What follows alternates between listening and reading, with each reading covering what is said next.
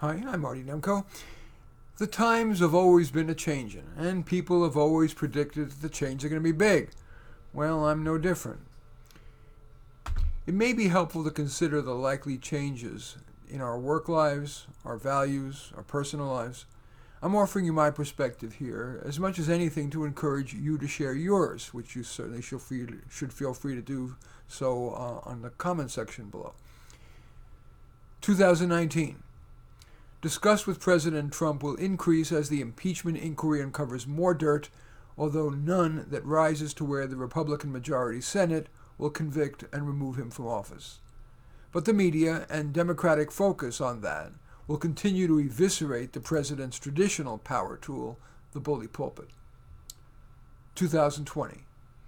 Anti-Trump investigations will continue to dominate the federal government, the media, and in turn the public's focus, until Elizabeth Warren, in a landslide, wins the presidency and both houses go Democratic, a more liberal Democratic Congress than we've seen.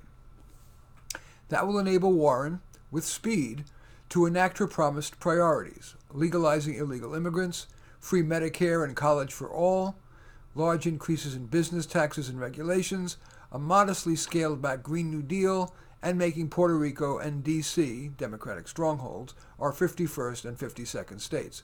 That will yield widespread euphoria, especially among the working class and poor. 2021 to 2022. The aforementioned changes will understandably include some growing pains. For example, unemployment will rise, both because it was artificially lowered because of Trumpian protectionism and because of Warren's impositions of greater taxes and regulations on business. But the public will feel patient because of the regime change's honeymoon period and, importantly, the sympathetic media. 2023 to 2024. At this point, we will see relatively full implementation of the Warren plan. The people who previously had incurred crushing college debt and had minimal health care are grateful. Other people are not, especially many in the middle class, who now are paying much higher taxes because even the heavy increases in business taxes don't begin to cover the cost of the above programs. Nevertheless, Warren and the Democrats are re-elected in 2024, but with a smaller margin, beating Michael Bloomberg. 2025 to 2028. There will be a decline in the economy, resulting in decreased tax revenues, greater unemployment, and increased social unrest. The middle class will continue to shrink, so that the U.S. will increasingly resemble countries that have a tiny super-rich class and a very high percentage of poor people. But massive problems will be avoided because of four major changes. 1. Society's mind molders, that is, the schools, colleges, media, and churches, will, as they have in getting the public to support greening, get the public to devalue the materialistic lifestyle in favor of a lifestyle based on relationships, creativity, and kindness. The second factor, the long-promised biotech breakthroughs will result in preventatives and cures for one or more of the major diseases, like coronary artery disease, cancer, and diabetes. An intelligence quote-unquote pill will be under test, holding promise for reducing the long, stubborn achievement gap.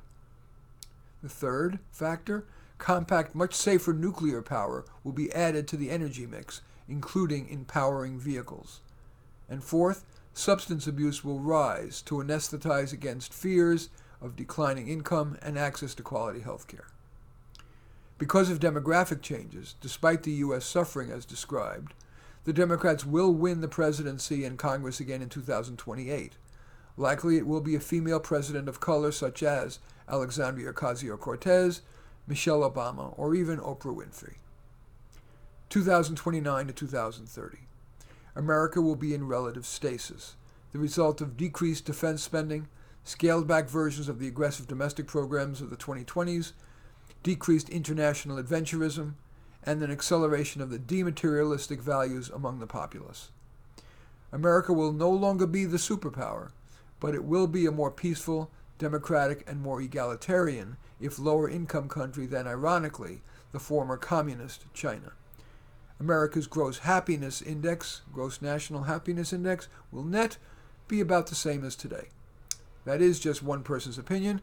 Importantly, what's yours? As I mentioned, feel free to comment below.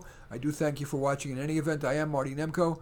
Feel free to give this a thumbs up, or if needed, a thumbs down, to hit the share button and share on your social media, and or to subscribe. Again, thanks for watching. I am Marty Nemko.